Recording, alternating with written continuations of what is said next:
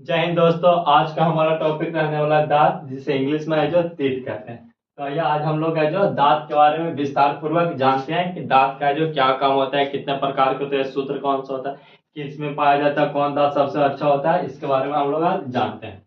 तो दांतों का अध्ययन ये कहलाता है ओडोंटोलॉजी। ओडोंटोलॉजी ओडोंटोलॉजी दांतों का अध्ययन क्या कहलाता है? तो यह कहलाता है ओडोंटोलॉजी। दांतों का अध्ययन क्या कहलाता है? ओडोंटोलॉजी। दांत मुख्य रूप से किसके बने होते हैं? तो दांत मुख्य रूप से बने होते हैं कैल्शियम फॉस्फेट के।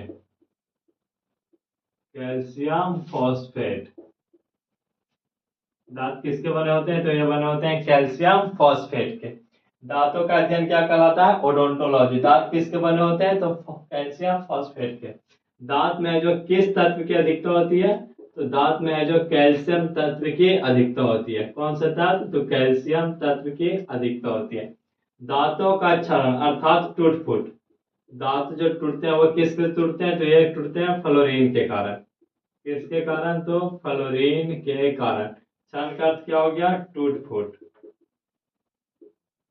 दांतों का जो टूट फूट होता है वो किसके कारण होता है? ये तो ये होता है फ्लोरीन के कारण। दांतों का अध्ययन कराता है ओडोंटोलॉजी। दांत किसके बने होते हैं? तो ये बने होते हैं कैल्शियम फॉस्फेट के।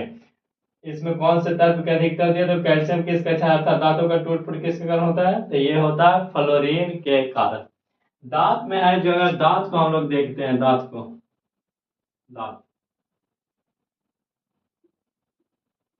दांत तो इस दांत में जो मुख्य रूप से दो परत पाए जाते हैं। कितने परत? दो परत। ये नीचे वाला हो गया जड़। जड़ इसमें जो दो परत होता है, एक होता है बाहरी परत, एक होता है आंतरिक परत। एक बाहरी और एक आंतरिक, एक बाहरी और एक आंतरिक। बाहरी परत को हम लोग कहते हैं इनामेल। कौन मेल? तो इनामेल। दांतों के बाहरी परत को क्या कहते हैं? इनामेल। और दांत का जो आंतरिक परत होता है इसे कहते हैं डेंटाइन। डेंटाइन। कौन टाइम? तो डेंटाइन। इसका जो मुख्य कार्य होता है, इसका मुख्य कार्य होता है दांतों को रक्षा करना। दांतों का रक्षा करना। इनामेल का मेन काम क्या होता है? तो इसका मेन काम होता है दांतों का रक्षा करना। दांतों का रक्षा करना। तो दांत के कितने परत? दो। बाहरी परत को क्या कहते हैं? तो बाहरी परत को कहते हैं इनामेल। कौन मेल? तो इनामेल। और दांतों के आंतरिक परत को कहते हैं डेंटाइन। कौन टाइन? तो डेंटाइन। इनामेल का मेन कार्य क्या होता है? तो यह दांतों को रक्षा प्रदान करता है, दांतों को सुरक्षा देता है। दांतों का अध्ययन क्या कहलाता है? ओडोंटोलॉजी। दांत किसके बने होते हैं? तो कैल्शियम फॉस्फेट के। इसमें किस तत्व की अधिकता होती है? तो कैल्शियम की। क्षरण किसके कारण होता है? तो फ्लोरीन के कारण। आइए अब हम लोग दांत के प्रकार देखते हैं।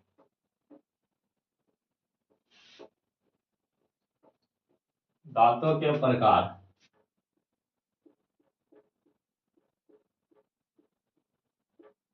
दांतों के प्रकार। दांत मुख्य रूप से चार प्रकार के होते हैं। दांत कितने प्रकार के होते हैं? तो चार प्रकार के।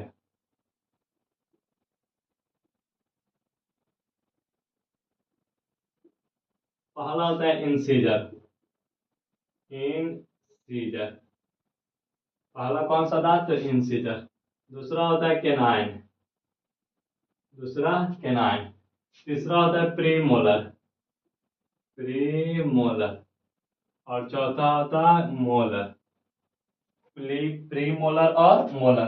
तो दांत कितने प्रकार के होते हैं? तो दांत चार प्रकार के होते हैं। Incisor, canine, premolar, molar. Incisor, canine, premolar और मोलर। इंसीजर को हिंदी में कहते हैं कृतंक। इसे हिंदी में क्या कहते हैं? तो इसे हिंदी में कहते हैं कृतंक। इसे कहते हैं रदनक या छेदक। रदनक या छेदक। इसे कहते हैं अग्रचवर्णक। अग्रचवर्णक। और इसे कहते हैं चवर्णक। चवर्णक। इसे क्या कहते हैं? तो इसे कहते हैं चवर्णक। Incisor, canine, premolar, molar. Incisor, canine, premolar, molar. कृतांक, रदनक, अग्रचवर्णक और चवर्णक। कृतांक, रदनक, अग्रचवर्णक और चवर्णक। तो आइए हम लोग देखते हैं कि इंसीजर कौन सा होता है। तो आगे के चार दांत, ये जो बड़े बड़े दांत होते हैं इसके अंदर के चार दांत, ये चार दांत कहलाते हैं इंसीजर। ये चार दांत कौन कहलाते हैं? तो इंसीजर। ये जो बड़े बड़े दांत हैं इसके अंदर देखिएगा चार दांत होता है, 1 2 3 4। ये चारों दांत क्या कहलाते हैं? तो ये कहलाते हैं इंसीजर। अर्थात चार दांत ऊपर और चार दांत नीचे। तो यहाँ पर इंसीजर की संख्या कितना हो जाएगी? तो चार दांत ऊपर में और चार दांत नीचे में, पूरा कितना हो गया? तो हो गया 8 दांत। कितने दांत? 8। उसके बाद बढ़ते हैं इंसीजर के बाद केनाइन। इंसीजर के बाद केनाइन। तो ये जो बड़े बड़े दांत होते हैं चुड़ैल की तरह, ये चुड़ैलों की इसमें सबसे ज्यादा बड़ी होती है। ये जो बड़े बड़े दांत होते हैं इन्हें कहते हैं क्या? तो इन्हें कहते हैं केनाइन। ये जो दो बड़े बड़े दांत होते हैं इन्हें क्या कहते हैं? केनाइन। हिंदी में इसे कहते हैं रदनक या छेदक। तो दो दांत नीचे, दो दांत ऊपर, दो दांत नीचे, दो दांत ऊपर। तो इसकी संख्या कितनी हो गई? 4। 2 + 2 कितनी संख्या हो गई? तो इनकी संख्या हो गई 4। इसके बाद हम लोग बढ़ते हैं आगे की ओर। तो ये जो बड़े दांत हैं इसके ठीक दो बाद, इसके बाद दो दांत, एक दांत इधर एक दांत इधर, दो उसी प्रकार से एक दांत इधर एक दांत इधर, दो दो 4। तो चार दांत नीचे और चार दांत ऊपर, चार दांत नीचे और चार दांत ऊपर। तो इसकी संख्या भी कितनी हो गई? तो इसकी संख्या हो गई 8। इसकी संख्या कितनी हो गई? 8। ये जो इंसीजर, केनाइन, केनाइन बड़े वाले दांत के बाद दो दांत इधर दो दांत इधर, 2 2 4, 2 6 और 2 8। प्रीमोलर की संख्या कितनी हो गई? 4 + 4 8। उसके बाद बात करते हैं हम लोग चवर्णक के। चवर्णक यानी मोलर। तो जब इसके बाद दो दांत के बाद फिर इधर देखिए तो इधर साइड में 3 दांत होते हैं। कितने दांत? तो 3 दांत, 1 2 3। कितने दांत? 3 दांत। तो 3 दांत इस साइड, 3 दांत इस साइड, 3 और 3 6, ऊपर 3 9, इधर 3 12। तो इसकी संख्या कितनी होती है? 6 + 6 = 12। 6 + 6 = कितने हो गए? 12। तो इंसीजर की संख्या की बात की तो इंसीजर की संख्या कितनी होती है? तो ये होते हैं 8। रत्नक, रत्नक अर्थात केनाइन, इसकी संख्या कितनी होती है? तो इसकी संख्या होती है 4। अग्रचवर्णक अर्थात प्रीमोलर, प्रीमोलर की संख्या कितनी होती है? तो इसकी संख्या होती है 8। मोलर, चवर्णक, चवर्णक की संख्या कितनी होती है? 12। अर्थात यह दांतों में सबसे अधिक पाया जाता है, सबसे ज्यादा संख्या वाला दांत, सबसे ज्यादा संख्या वाला दांत, संख्या वाला दांत, संख्या वाला दांत। इसमें एक होता है कि इसमें जो लास्ट वाला मोलर होता है जिसे हम लोग बोलते हैं थर्ड मोलर। कौन सा मोलर? तो third molar, third molar, third molar, third molar. Third molar है जो लगभग आता है 19 से 20 साल के एज में। कितना एज में? तो 19 से 20 साल के एज में। जिसे है जो गांव में है जो इसे है जो अकल दांत भी बोलते हैं। कौन सा दांत? तो अकल दांत। कौन दांत? तो अकल दांत। ये कब आता है? तो ये आता है लगभग 19 से 20 साल के एज में, 19 से 20 साल के एज में। इस हिसाब से देखा जाए तो सबसे अधिक दांतों की संख्या किस में है? तो यह है चवर्णक में, जिसे इंग्लिश में जो मोलर कहते हैं। इसकी संख्या कितनी होती है? तो 12 होती है। उसके बाद बात करें कृतांक की और अग्रचवर्णक की। ये दोनों की संख्या कितनी होती है? 8। इसकी संख्या 8। और सबसे कम किसकी होती है? रदनक या छेदक, जिसे इंग्लिश में है जो केनाइन भी कहते हैं। इसकी संख्या कितनी होती है? तो 4 होती है। अब आइए हम लोग इसमें कुछ और बात देखते हैं। प्री मोलर, कौन सा molar? Pre molar. Pre molar है जो बच्चों में एकदम नहीं पाया जाता, बच्चों में नहीं पाया जाता है, बच्चों में नहीं पाया जाता है, पाया जाता है, या बच्चों में पूर्ण रूप से नहीं पाया जाता है। छोटे छोटे जो बेबी होते हैं उनको देखिए कि यहाँ पर थोड़ा सा दांत होते हैं, फिर यहाँ पर दांत होता है, फिर यहाँ पर पूरा गायब रहता है, फिर लास्ट में 1 2 दांत रहते हैं। तो यह बच्चों में पूर्ण रूप से नहीं पाया जाता, इसका पूर्णता अभाव होता है बच्चों में। इसमें है जो मोलर में है जो थर्ड मोलर। कौन सा मोलर? तो थर्ड मोलर। थर्ड मोलर है जो बच्चों में नहीं पाया जाता है, बच्चों में नहीं पाया जाता है, नहीं पाया जाता है।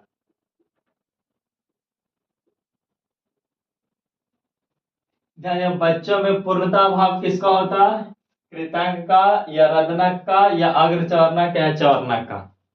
बच्चों में पूर्णता भाव किसका होता है? तो पूर्णता अभाव होता है प्रीमोलर का, प्रीमोलर। हालांकि चवर्णक में बात करें तो चवर्णक में है जो थर्ड मोलर, अर्थात मोलर में जो थर्ड मोलर नहीं होता।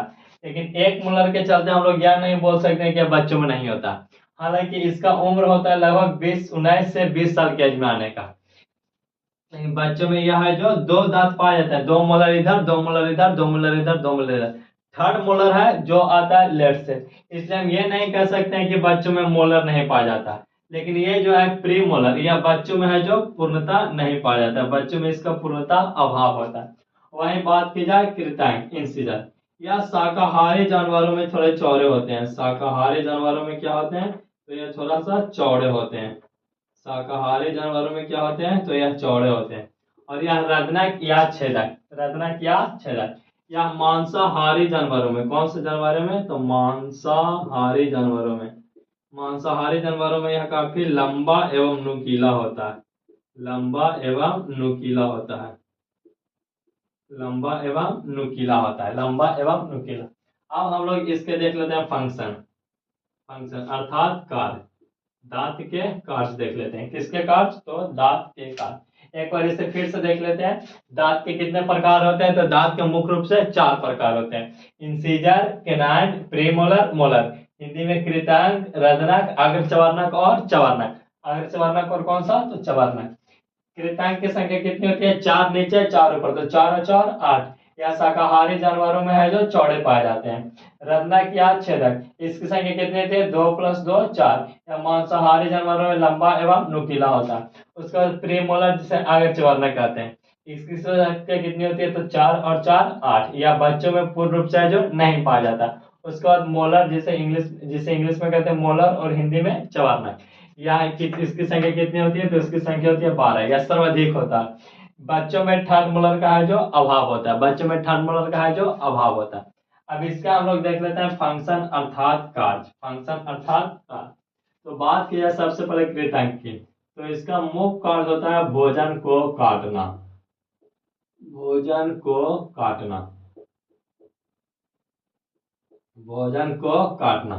कृतांक के जो आगे आगे के जो 4 दांत होते हैं, इसका मुख्य कार्य क्या होता है, तो इसका मुख्य कार्य होता है भोजन को काटना। भोजन को काटना, भोजन को काटना। तो भोजन को काटने में है जो कौन मदद करता है, तो ये मदद करता है कौन, कृतंक। आप लोग बचपन में अगर चीनी रोटी खाए होंगे लपेट कर, तो देखते होंगे कि बढ़िया से चीनी रोटी लपेट लेते थे और इससे ऐसे जो काटते थे। यह है जो मेन रूप से किसके काम आता है, तो यह मेन रूप से काम आता है भोजन को काटने में, भोजन को काटने में। आप लोग फल वगैरह भी खाते होंगे तो इसी दांत से है जो काट के खाया जाता है। तो भोजन के काटने में कौन मदद करता है, तो इंसिडर, जिसे हिंदी में कहते हैं कृतंक, इंसिडर अर्थात कृतंक। इसके बाद बात की जाए रदनक की, रदनक या छेदक, रदनक या छेदक, तो इसका मुख्य कार्य होता है भोजन को फाड़ना। भोजन को फाड़ना, भोजन को फाड़ना, भोजन को फाड़ना, भोजन को फाड़ना। यह मांसाहारी जानवरों में लंबा एवं नुकीला होता है, क्योंकि उन्हें जो जानवर पकड़ के फाड़ना पड़ता है, इसलिए उनका है जो यह लंबा एवं नुकीला होता है। तो केनाइन का मुख्य कार्य क्या हो गया, भोजन को फाड़ना, भोजन को फाड़ना। कृतांक का मेन कार्य क्या हो गया, भोजन को काटना। और केनाइन का मुख्य कार्य तो भोजन को फाड़ना। उसके बाद बात करते हैं प्रीमोलर, जिसे हिंदी में जो कहते हैं अग्रचवर्णक। तो इसका प्रमुख कार्य होता है भोजन को चबाना, भोजन को चबाना, भोजन को चबाना। इसका मुख्य कार्य क्या होता है, इसका मुख्य कार्य होता है भोजन को चबाना, चबाना। उसी प्रकार से बात किया चबाना का, तो इसका भी काम होता है भोजन को चबाना, भोजन को चबाना, भोजन को क्या करना, तो चबाना। इसका भी मेन कार्य वही होता है भोजन को चबाना, और अगर चबाना के कार्य होता है भोजन को चबाना। हालांकि यार बात की जाए केनाइन का, इंसिजर और केनाइन, तो इंसिजर का मुख्य कार्य क्या होता है, मेन कार्य, तो इसका मेन कार्य होता है भोजन को काटना, और इसका मुख्य कार्य होता है भोजन को फाड़ना। और प्रीमोलर और मोलर, ये दोनों की बात की जाए तो ये दोनों का मुख्य कार्य क्या होता है, तो दोनों का मुख्य कार्य होता है भोजन को चबाना, और इसका भी मुख्य अर्थ होता है भोजन को चबाना। भोजन को क्या करना, तो चबाना। अब आइए हम लोग यहाँ पर थोड़ा सा दांत सूत्र देख लेते हैं। कौन सूत्र, तो दांत सूत्र। कौन सूत्र, तो दांत सूत्र। अब हम लोग देख लेते हैं दांत सूत्र। दांत सूत्र, दांत सूत्र, दांत सूत्र। दांत सूत्र है जो 2 के लिए होते हैं, एक होता है बच्चों के लिए और एक होता है वयस्क के लिए।